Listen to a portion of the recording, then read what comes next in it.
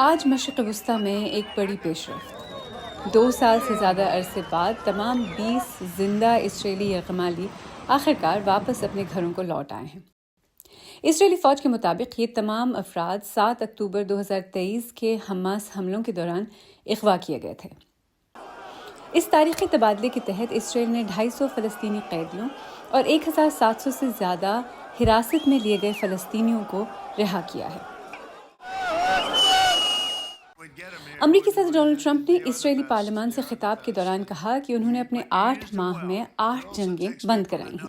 If you think we settled 8 wars in 8 months, I'm now including this one.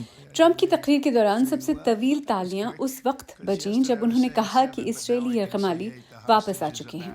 The hostages are back.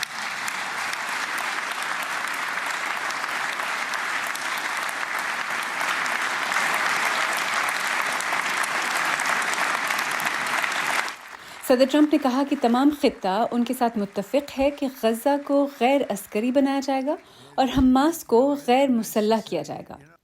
اب سب کی نظریں مصر میں ہونے والے بین الاقوامی امن اجلاس پر ہیں، جہاں ٹرمپ کے ساتھ اسرائیلی وزیر اعظم بنیامن نیتن یاہو بھی شرکت کریں گے۔